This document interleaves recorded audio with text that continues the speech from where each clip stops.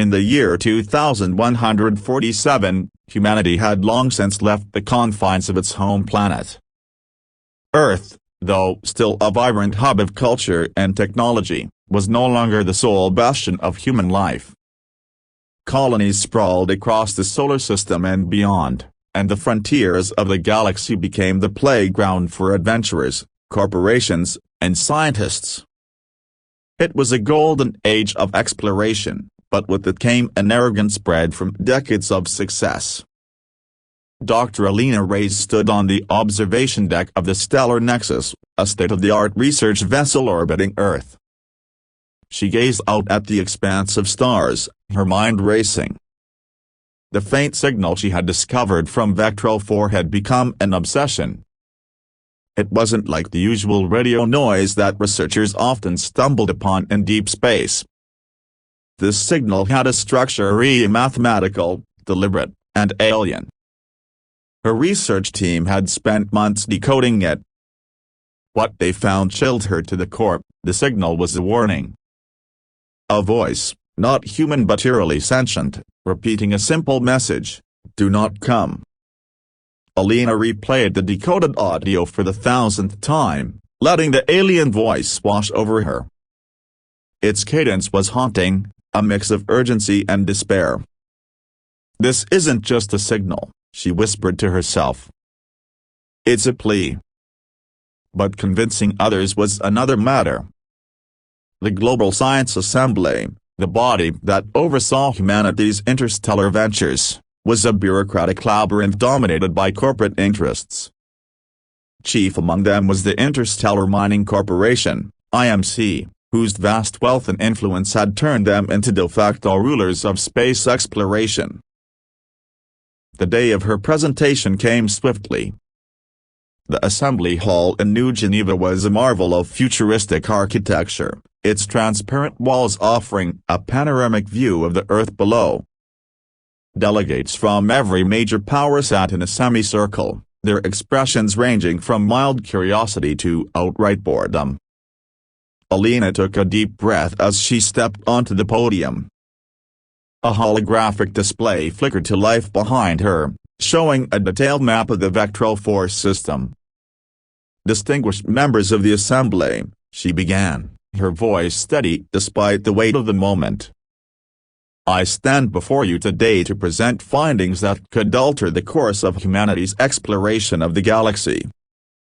She explained the signal's origin, its mathematical intricacies, and the translated message.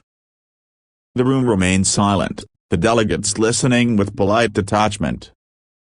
"This isn't just an anomaly," Elena pressed on. "It's a warning. Something catastrophic happened in Vectral 4, and the message is clear: we are not welcome there." A murmur spread through the room, but before Elena could continue, Marcus Hale, the CEO of IMC, stood up. His tailored suit and practiced smile radiated confidence. "Dr. Reyes," he said, his voice smooth and commanding, "while we appreciate your enthusiasm, humanity's progress has always been driven by courage, not fear. Signals like these are common in space. They often amount to nothing more than natural phenomena." "This isn't natural," Elena retorted, her frustration bubbling to the surface. "The structure of the signal is deliberate. It's salient. And it's a clear warning." "Warnings, Doctor, are for those unwilling to take risks," Hale replied, his tone condescending. "The Vectral 4 system is rich with recessive minerals and compounds that could revolutionize our technology.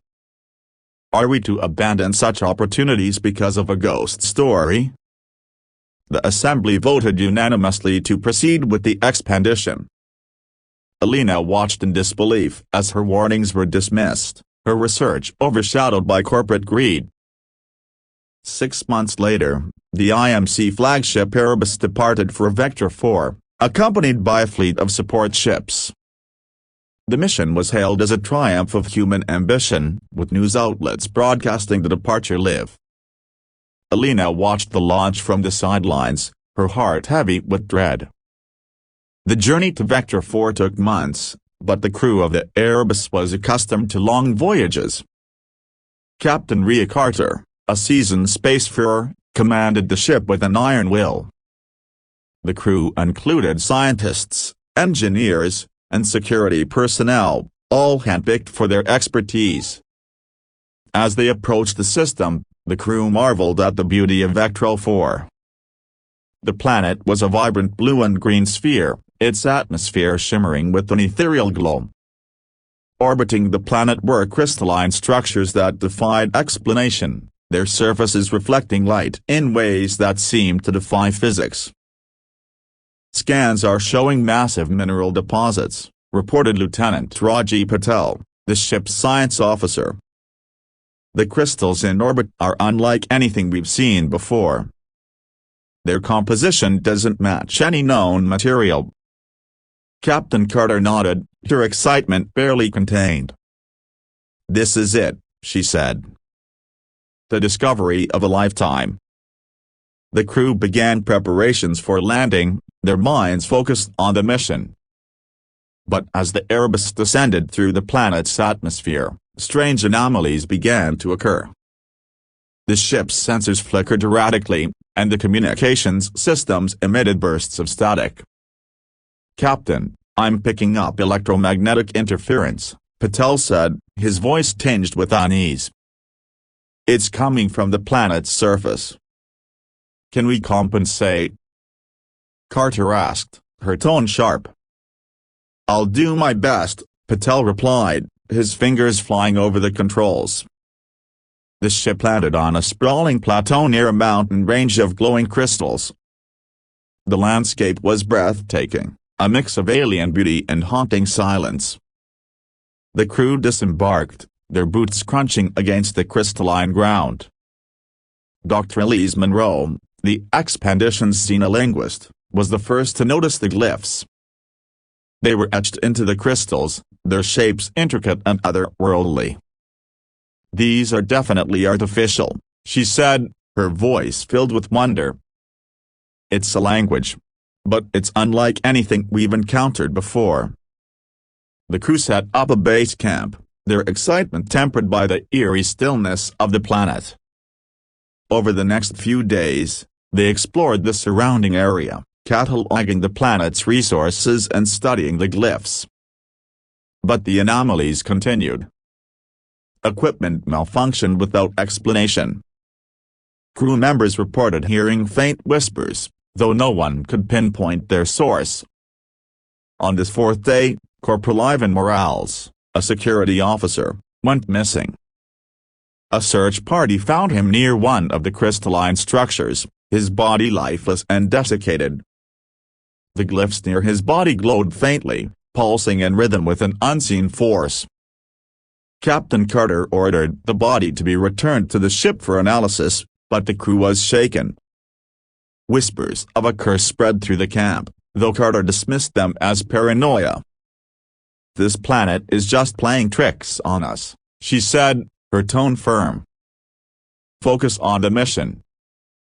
But deep down, even she couldn't shake the feeling that they were being watched. As the days passed, the whispers grew louder, and the anomalies became more frequent. Dr. Monroe continued her work on the glyphs, her fascination bordering on obsession. "I think I've translated part of it," she told Carter during a late-night briefing. "The glyphs are a warning. They say, do not awaken the void-born." "What does that mean?" Carter asked, her unease growing. "I don't know," Monroe admitted. "But whatever the void-born are, they were powerful enough to leave this message behind." Carter frowned, her instincts screaming at her to leave. But retreating now would mean abandoning the mission and her career.